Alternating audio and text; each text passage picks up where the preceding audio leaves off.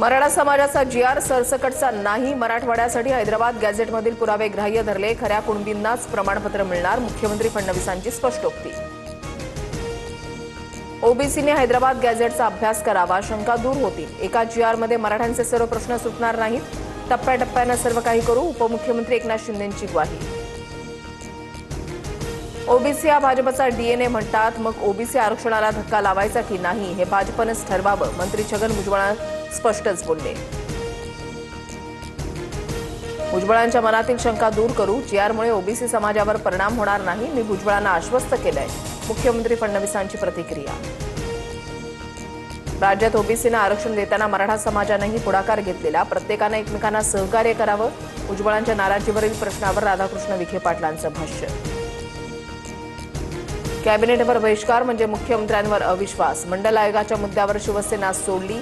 आता ओबीसी समाजावर अन्याय होत असेल तर भुजबळांनी राजीनामा द्यावा. संजय राऊतांनी डिवचलं. मराठा आरक्षणाच्या आंदोलनामध्ये काहींचा राजकीय फायदा घेण्याचा प्रयत्न होता, मात्र आता उत्तर मिळाल्यानं गप्प गार झालेत. उपमुख्यमंत्री अजित पवारांचा विरोधकांवर निशाणा. फडणवीस सरकार अडचणीत आणण्यासाठी जरांगेंनी माघार घेऊ नये असं सरकारमधीलच काही घटकांना वाटत होतं. आंदोलकांची सोय करणाऱ्यांमध्ये शिंदेंचं नाव. संजय राऊतांचा उपमुख्यमंत्री शिंदेंकडे रोख. शिंदे चांगले नेते आहेत. फडणवीसांना घेरायचं असतं तर थेट वर्षा बंगल्यावर गेलो असतो. मला फक्त आरक्षण हवं आहे हे 2 वर्षामध्ये सिद्ध केलंय. राऊतांच्या आरोपानंतर जरांगेंचं उत्तर. मराठा आरक्षणाबाबत भाजपच्या निर्णयाचा जीआर गंडवणारा. जरांगेच नव्हे तर उपसमिती, शिंदे समिती, मराठा कुणबी सर्वांचीच फसवणूक. प्रकाश आंबेडकरांचा आरोप. काहींना मराठा आणि कुणबी वाद पेटता ठेवायचा आहे. मंत्री जयकुमार गोरेंचा प्रकाश आंबेडकरांवर पलटवार. तर मराठा आरक्षणाचा जीआर गंडवणारा नसून विरोधकांना थंडवणारा. भाजपच्या नवनाथ बन यांचं प्रत्युत्तर. ओबीसी महासंघाचे नागपूरमधील उपोषण मागे. 14 पैकी 12 मागण्या सरकारकडून मान्य. 1 महिन्यामध्ये जीआर काढणार.